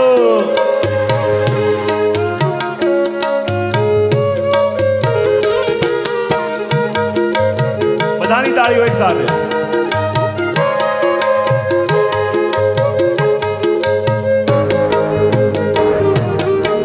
કુંજ સદન સોહામણા શોભા પરંપા વ્રજયુતિના જૂથમાં વિરાજે શ્રી ગિરિધરલા વિરાજે શ્રી ગિરિધરલા સાન કરી કે છે સખી ચાલો વૃંદાવનમાં. સાન કરી કે છે સખી ચાલો વૃંદાવનમાં હો સાન કરી કે છે સખી ચાલો વૃંદાવનમાં. સાન કરી કે છે સખી ચાલો વૃંદાવનમાં કુંજમાં ગઈ તી મને નાખી દીધી ફંદમાં. કુંજમાં ગઈ તી મને નાખી દીધી ફંદમાં કુંજમાં ગઈ તી મને નાખી દીધી ફંદમાં. કુંજમાં ગઈ તી મને નાખી દીધી ફંદમાં અંગો અંગ ભીજી હું તો રસિયાજીના રંગમાં. અંગો અંગ બીજી હું તો રસિયાજીના જય હો. રંગમાં બધાની તાળીઓ ભાવશે.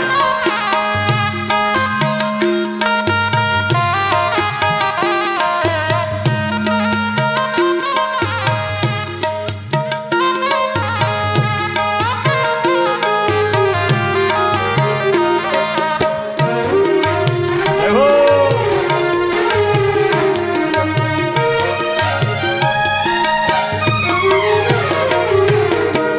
वृंदावन चाली सखी पहरे नव रंग चीर वासल लीने धुनी सुनी नव रही धारण धीर नव रही धारण धीर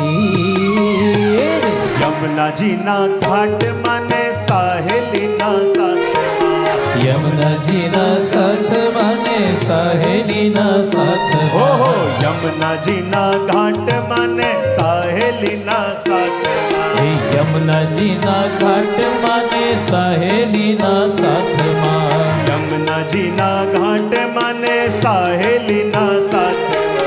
યમુનાજીના ઘાટ મને સહેલીના સાથમાં આવીને ઓચિંતી મને ભીડી અંગો અંગમાં. આવીને ઓચિંતી મને ભીડી અંગો અંગમાં આવીને ઓચિંતી મને ભીડી અંગો અંગમાં. આવીને ઓચિંતી મને ભીડી અંગો અંગમાં શામળો યમુનાજીની કુંજમાં. શામળો મળ્યો મને શ્રી યમુનાજીની કુંજમાં. કુંજમાં ગઈ તી મને નાખી દીધી ફંદમાં. કુંજમાં ગઈ તી મને નાખી દીધી વંદમાં. અંગો અંગ બીજી હું તો રસિયાજીના રંગમાં. અંગો અંગ બીજી હું તો રસિયાજીના જય હો.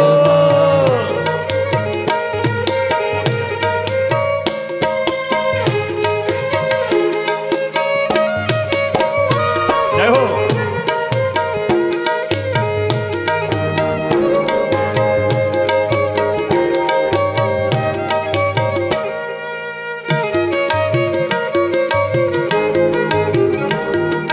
જય હો. બધાની તાળીઓ એક સાથે.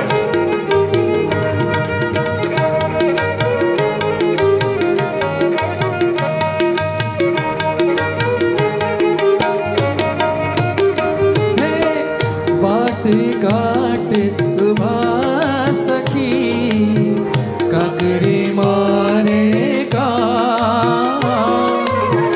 સૌ સખીઓના દેખતા દીવાને સા દીવાને સા. बैठी थी घर काम मने सुने धुनी कानमा. बैठी थी घर काम माने सुनी धुनी कान. हो बैठी थी घर काम मने सुने धुनी कानमा. बैठी थी घर काम माने सुनी धुनी कानमा. चाली हूँ तो तान मान रीजिए ना ध्यान मान. चाली हूँ तो ताल माने रीजे ना ध्यान मान. चाली हूँ तो तान मान रीजिए ना ध्यान मान. चाली हूँ तो ताल माने रीजे ना ध्यान मान. अंगो अंग बीजी हूँ तो रसिया जी ना रंगमा. अंगो अंग बीजे हूँ तो रसिया जी ना रंगमा. શામળો મળો મન શ્રી યમુનાજીની કુંજમાં. જય હો. શામળો મળ્યો મને શ્રી યમુનાજીની જય હો. કુંજમાં. બધાની તાળીઓ એક સાથે. જે શ્રી યમુનાજીની કુંજમાં બેઠા છે એ બધા ઝૂમતા ઝૂમતા જય હો. આ યમુનાજીની કુંજ જ્યાં યમુનાજીના ગુણગાન ક્યારે શામળો આવીને સાથે રમવા લાગે કોને ખબર? જય હો.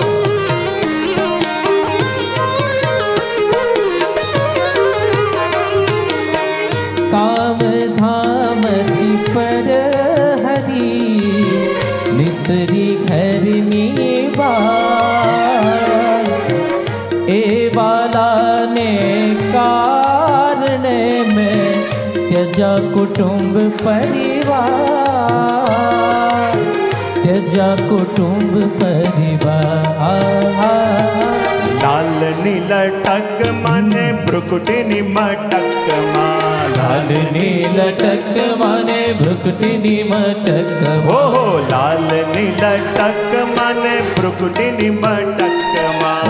લાલ નીલટક મને ભ્રુકટીની લટકમાં. ચાલની ચટક મન બસ્યું છે મોકટમાં. ચાલની ચટક મન વસ્યું છે મુગટમાં. ચાલની ચટક મન બસ્યું છે મોગટમાં.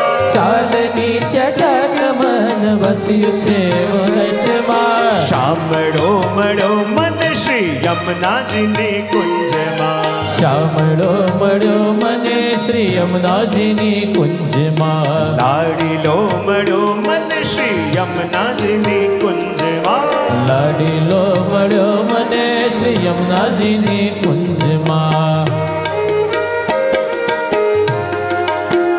जय हो. सभी की तालियां भाव से.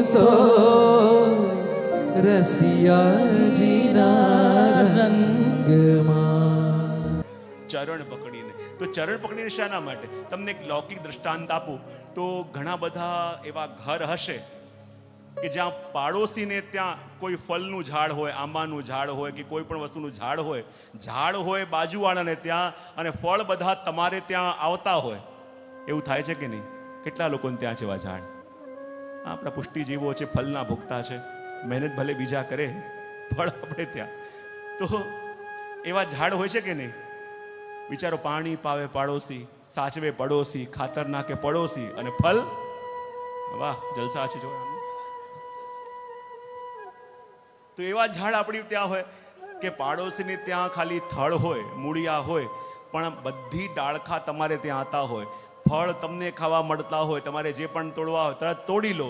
તો પણ વૃક્ષનું કહેવાય ને સાર શું છે? બોલે ફળ. અને એ ફળ તમારા માટે સુલભ થયા હોય, એ ફળ તમે આરામથી લઈ શકતા હો, તમારા જ આંગણામાં આવતા હોય, તો પણ ઝાડ કહેવાય કોનું? હા, ઝાડ કોનું કહેવાય? ઝાડ એને આંબાનું ઝાડ વાવ્યું તું શાના માટે મને કહો? હા, ફળ માટે. પણ ફળ કોણ ખાય છે? બહુ સરસ, ફળ ખાઓ છો તમે. તો પણ એ ઝાડ કોનું કહેવાય? જેની પાસે ફળ છે એ, કે જેની પાસે મૂળ છે? ભલે ફળ તમે ખાતા હો, પણ ઝાડ એનું કહેવાય જેની પાસે મૂળ છે. તેમ પ્રભે ભલે ક્યાંક જોતા હોય, કોઈનાથી વાત કરતા હોય, કોઈના માથે હાથ હોય, પણ પ્રભુ એના કહેવાય જેણે પ્રભુના ચરણ પકડ્યા છે. કારણ કે એ મૂળ છે. જેની પાસે મૂળ એનું વૃક્ષ કહેવાય. તેમ પ્રભુ કલ્પવૃક્ષ છે. આપની શાખાઓ માનો હસ્ત છે, આપના ઉગેલા ફળ માનો આપના અધર, આપના નેત્ર છે. એ ચાહે કોઈની પાસે હોય, પણ જે ચરણ પકડીને બેઠો હોય પ્રભુ એના કહેવાય. માટે કુંભનદાસજી કહે, દ્રઢ કરી ચહી ગઈ ચરણ કહી ના જાઉં, કુંભનદાસ લાલ ગિરધર મુખ નિરખત, યહી ચાહત નહીં પલક લાઉં. તો આ ચારે પદ અદ્ભુત છે. તો આ 25 પદનું શ્રવણ કરી આપણે 28મું એક પદ કુંભનદાસજીનું લઈએ, જેમાં કુંભનદાસજી એક વિશેષ વસ્તુ કહે છે કે ભક્ત ઈચ્છા પૂરન શ્રી યમુને જો કરતા. ભક્તોની ઈચ્છા પૂરી કરવા વાળા શ્રી યમુના જે છે, પણ યમુનાજીની કૃપાની કેવી પરાકાષ્ઠા છે એનું દર્શન આપણે પદમાં કરીશું. પેલા શ્રવણ કરીએ અને દર્શન કરીએ. ભક્ત ઈચ્છા પૂરન શ્રી યમુને જો કરતા.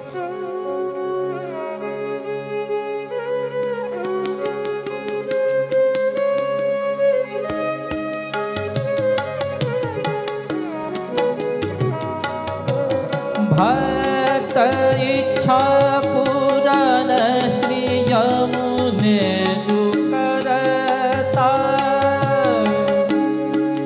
ભક્ત ઈચ્છા પૂરન શ્રી યમુને જો કરતા. ભક્ત ઈચ્છા પૂરન શ્રી યમુને જો કરતા. ભક્ત ઈચ્છા પૂરન શ્રી યમુને જો કરતા. પિતા માગે હું દેતા, कहाँ लो कहो हेत, जैसे काहू को हो ये धरता. भक्त इच्छा पूरन श्री यमुने जो करता.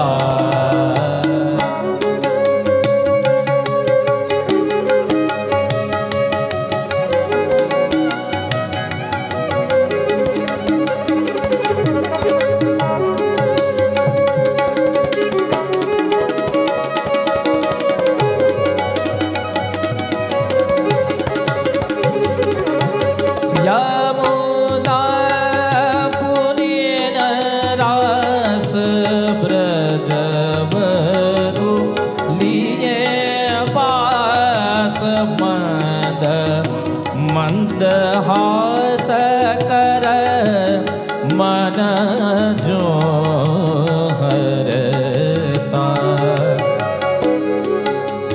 કુંભાલ દાસ લાલ ગિરિધારન મુખ નિરખત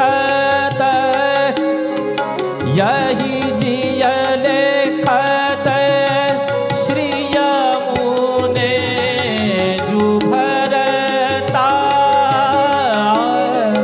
ભક્ત ઈચ્છા પૂરન શ્રી યમુને જુકરતા ભક્ત ઈચ્છા પૂરન શ્રી યમુને જુકરતા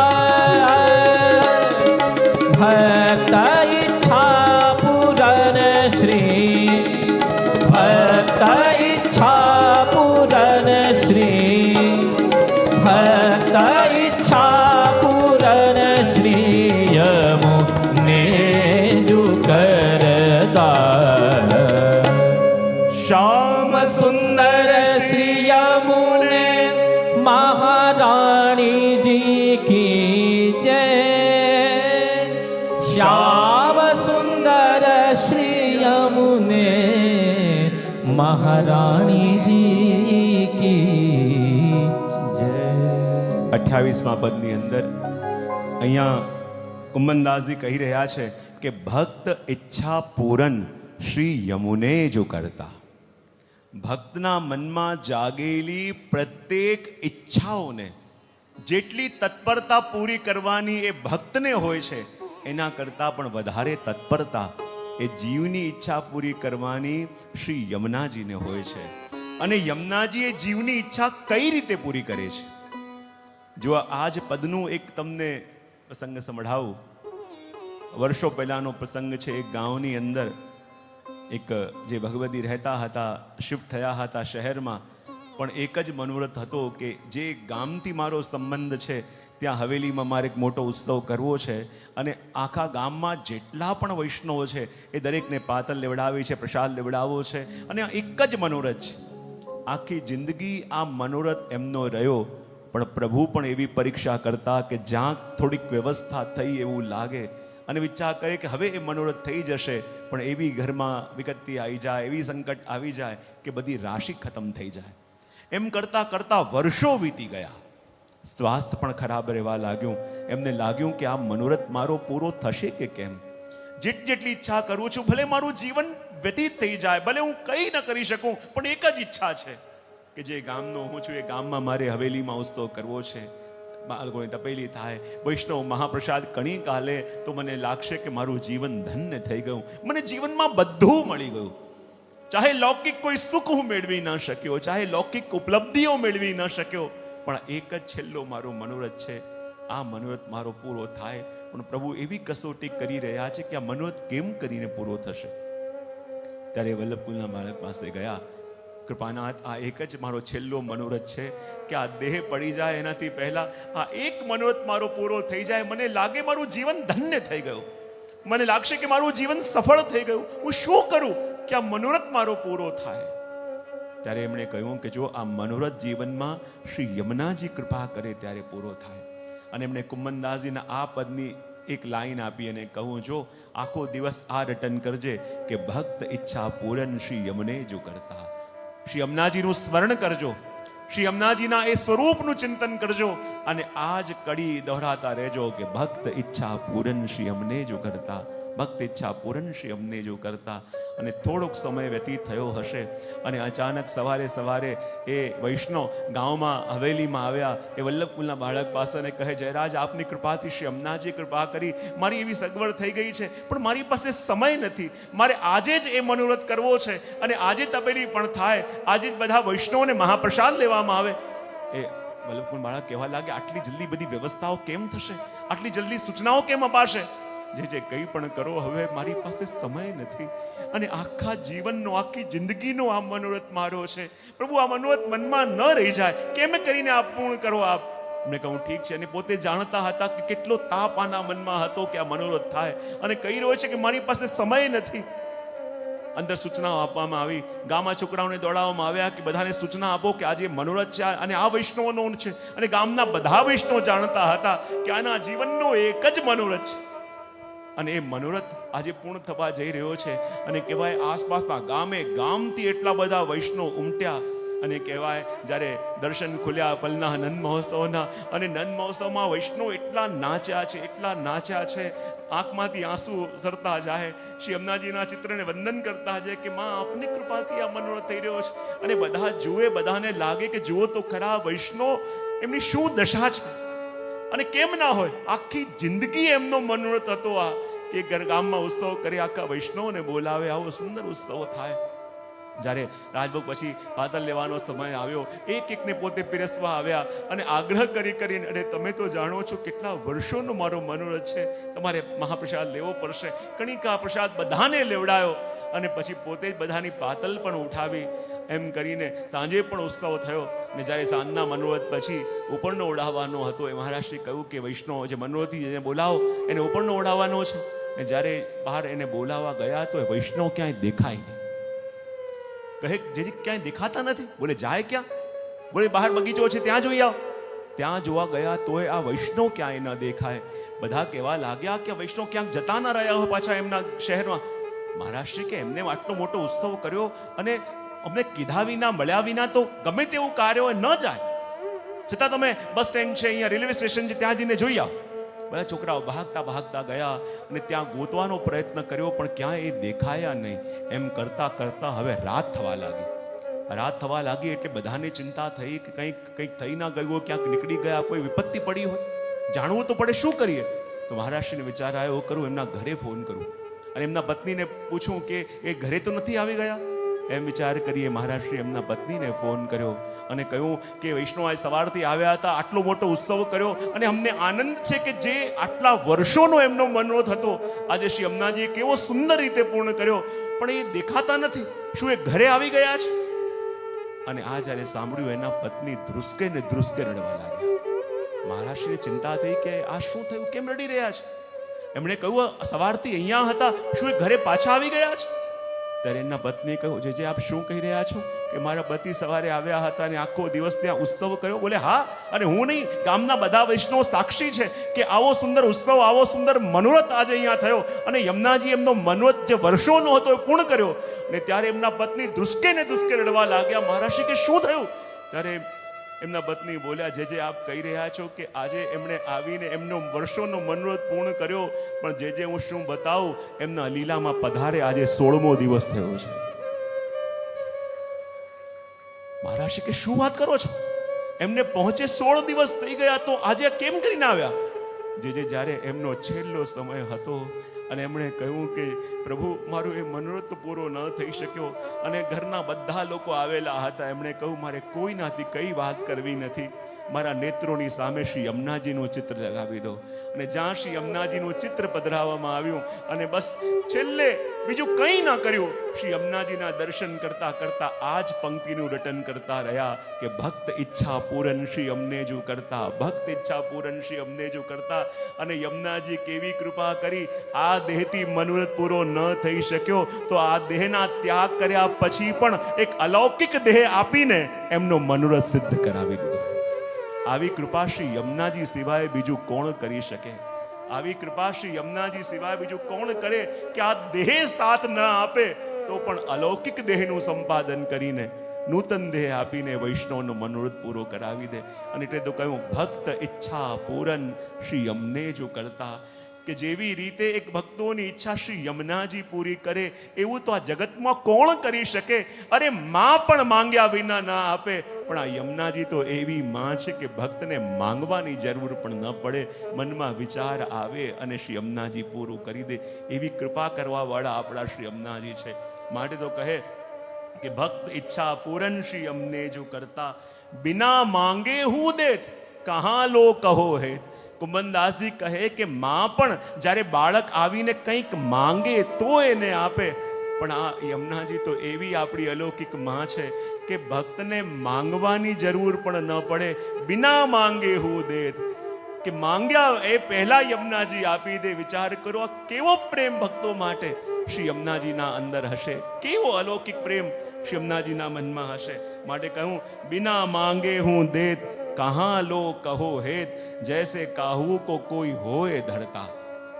જાણે કોઈની બધી જવાબદારી સ્વીકારી લીધી હોય, જાણે બધી જવાબદારી કોઈએ પોતાના માથે લઈ લીધી હોય, એવી રીતે શ્રી યમુનાજી પોતાના ભક્તોનું હિત ચિંતન કરે છે, ભક્તોની ઉપર કૃપા કરે છે કે જૈસે કાહુ કો કોઈ હોય ધરતા.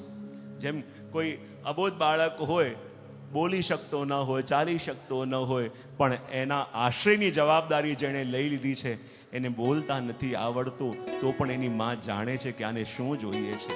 એ કહી શકતો નથી તો પણ એની માને ખબર છે કે આને શું જોઈએ છે. જેમ એક નાનકડું બાળક હોય ને, જે હજી બોલતા શીખ્યું ન હોય, હજી બોલી શકતું નથી, પણ માં જાણી જાય છે આને ભૂખ લાગી છે, આને નિંદર આવે છે, આને કંઈક પીડા થઈ રહી છે. એવી રીતે આપણા શ્રી યમુનાજી પણ છે. ચાહે વૈષ્ણવ કંઈ બોલે કે ન બોલે, વૈષ્ણવને બોલતા આવડે કે ના આવડે, વૈષ્ણવને કંઈક કહેતા આવડે કે ના આવડે, પણ યમુનાજી એના મનોરથને પૂરું કરે છે. એવા કૃપા કરવા વાળા શ્રી યમુનાજી છે. અને માટે તો કુમનદાસજી કહે કે ભક્ત ઈચ્છા પૂરન શ્રી યમુને જો કરતા.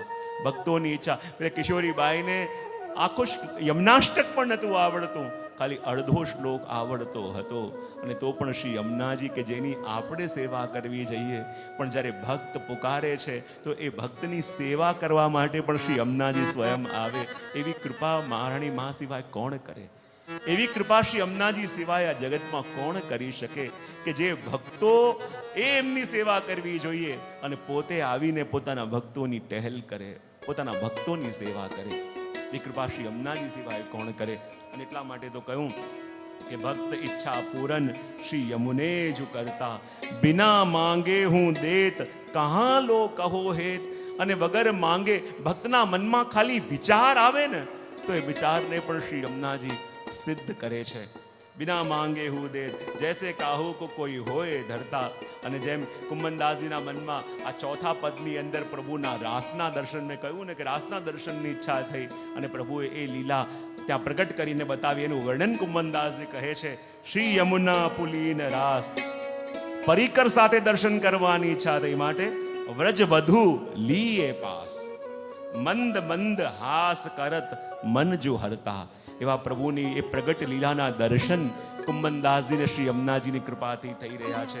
અને કુમનદાસ લાલ ગિરિધરન મુખ નિરખત, યહી જીહ દેખત શ્રી યમુને જો ભરતા. અને આજે શ્રીનાથજી બાબા બધી કૃપા કરી રહ્યા છે, બધા મનોરથ પૂર્ણ કરી રહ્યા છે. પણ કુમનદાસજી જાણે છે આ બધી કૃપા મારા ઉપર થઈ રહી છે મારા શ્રી યમુનાજીની કૃપાથી. કારણ કે યમુનાજી કોણ છે, એની મહત્તા શું છે? એટલે મહાપ્રભુજી પણ જ્યારે યમુનાષ્ટકમાં કહે છે કે જ્યારે યમુનાજી કૃપા કરે ત્યારે શું થાય, તો કહે મુકુંદ રતિવર્ધની જયતિ પદ્મ બંધો સુતા. શ્રી મહાપ્રભુજી કહે કે જ્યારે યમુનાજી જીવની ઉપર કૃપા કરે ત્યારે એમની મુકુંદ ભગવાનમાં પ્રીતિ વધારે. મુકુંદ રતિવર્ધની. આપણને લાગે ગોપાલ રતિવર્ધની ન કહ્યું, ગોવિંદ રતિવર્ધની ન કહ્યું, મુકુંદ ભગવાનમાં પ્રીતિ કેમ વધારે? કારણ કે મુકુંદ ભગવાન કોને કહેવાય? મુકુમ મોક્ષમ દદાતિ મુકુંદ. જે બધાને મોક્ષ આપે એને કહેવાય મુકુંદ. અને વૈષ્ણવ એ છે જેને મોક્ષ જોઈતો નથી. આપણે ત્યાં તો કહેવાય ને કે હરિના જનતો મુક્તિ ન માંગે, માંગે વારે વારે અવતાર જોને. આપણા વૈષ્ણવ કહે પ્રભુ અમને કોઈ મોક્ષ જોઈતો નથી, અમને તો પ્રભુ આપની સેવા કરવા માટે આ એક જન્મ પણ ઓછો પડે છે. અમે તો એ જ માંગીએ કે પ્રભુ વારે વારે અમારો જન્મ થાય, પણ શરત એક, કોઈ વૈષ્ણવના ઘરમાં જન્મ થાય અને આપની સેવા મળે. અમે તો એ માંગીએ છીએ. અને એટલા માટે તો જ્યારે આપણે ઠાકોરજીને થાળીની આરતી કરીએ ત્યારે 4 મુઠિયા વારીને ફેંકીએ છીએ. એ 4 મુઠિયા શું છે? એ 4 પ્રકારની મુક્તિનો ભાવ છે કે પ્રભુ જે આપની સેવા મળી છે એના ઉપરથી આ 4 પ્રકારની મુક્તિ અમે વારીને ફેંકીએ છીએ. જેને મુક્તિ જોઈએ લઈ લે, અમને તો મુક્તિ નહીં, આપને જન્મ જન્મ અમને આપની સેવા જોઈએ છે. તો વૈષ્ણવ એ છે જેને મોક્ષ જોઈતો નથી, અને મુકુંદ ભગવાન એ છે જે જીવોને મોક્ષ આપે છે. તો બીજા કોઈ સ્વરૂપમાં પ્રીતિ ન કરાવતા મોક્ષ આપવા વાળા મુકુંદ ભગવાનમાં યમુનાજી રતિ કેમ કરાવે છે? તો અહીંયા મહાપ્રભુજી કહે છે કે શ્રી યમુનાજીની મહત્તા ત્યાં સુધી છે કે શ્રી યમુનાજી માત્ર ભક્તોનો સ્વભાવ બદલે છે એવું નથી, યમુનાજી ભગવાનનો સ્વભાવ પણ બદલે છે. સ્વભાવ વિજયો ભવેત. અને એમ કહે છે કે જ્યારે યમુનાજી કૃપા કરી કોઈ જીવને પ્રભુ સાથે જોડે તો મુકુંદ ભગવાનનો સ્વભાવ છે શરણે આવેલાને મોક્ષ આપવું, પણ એમનો સ્વભાવ પણ યમુનાજી એવો બદલે કે પોતાના શરણે આવેલા જીવને મોક્ષ આપવાનું ભૂલી એમને પણ દુર્લભ એવી ભક્તિ પ્રભુ આપવા લાગે છે. જેમ યમુનાજી ભક્તનો સ્વભાવ બદલે એમ યમુનાજી ભગવાનનો સ્વભાવ પણ બદલે. અને એટલે તો આપણા ગંગાબાઈ પણ કહે છે ને કે જ્યારે શ્રી યમુનાજીની શરણ લીધી, યમુનાજીના સાનિધ્યમાં આવ્યા પછી એ જીવને કોની ચિંતા, તાહી અબ કોણ ડર જાપે શ્રી યમુના સિકાજે.